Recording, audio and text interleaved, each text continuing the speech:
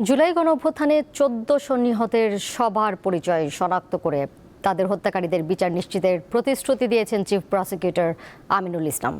সকালে রায়ের বাজার বুদ্ধিজীবী কবরস্থান পরিদর্শন শেষে তিনি আরও বলেন, জাতিসংঘ ঘোষিত শহীদের সংখ্যা থেকে প্রকৃত শহীদের সংখ্যা আরও বেশি হতে পারে। ফার্ম ফ্রেশ পাস্তুরিত তরল দুধ,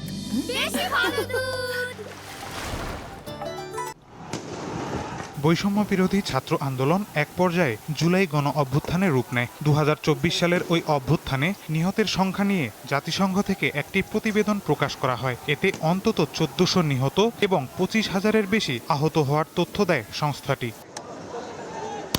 গণ অভ্যুত্থানে নিহত অনেকের গণকবর রয়েছে ঢাকার রায়ের বাজার বুদ্ধিজীবী কবরস্থানে। সকালে শহীদদের প্রতি শ্রদ্ধা জানাতে সেখানে যান আন্তর্জাতিক অপরাধ ট্রাইব্যুনালের চিফ প্রসিকিউটর। এ সময় তিনি চলমান বিচার প্রক্রিয়া নিয়ে রাষ্ট্রের অঙ্গীকার পুনর্ব্যক্ত করেন। আমরা আপনাদের মাধ্যমে আমরা জাতিকে প্রতিশ্রুতি দিতে চাই যে এই গণহত্যার সাথে যারা জড়িত, রাষ্ট্রের যত বড় ব্যক্তি হোক, রাষ্ট্র জড়িত থাকুক, এবং যারা এই এর মধ্যে তারা যদি মনে করে থাকে যে তারা পার পেয়ে গেছে, তারা বোকার সরে, আমরা আমাদের ইনভেস্টিগেশন, আমাদের প্রসিকিউশন টিম এই প্রত্যেকটির বিচার ইনশাআল্লাহ আমরা বাংলার মাটিতে নিশ্চিত করব।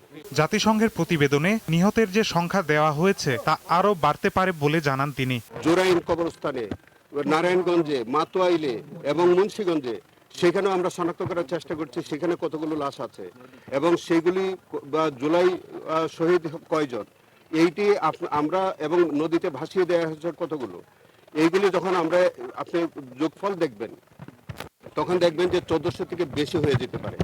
কিন্তু যেটা জাতিসংঘের যে প্রাথমিক একটা রিপোর্ট ছিল যে ১৪০০ শহীদ, আমরা আমাদের ইনভেস্টিগেশন আমরা ধারণা করছি যে শহীদের সংখ্যা আরো বেড়ে যেতে পারে।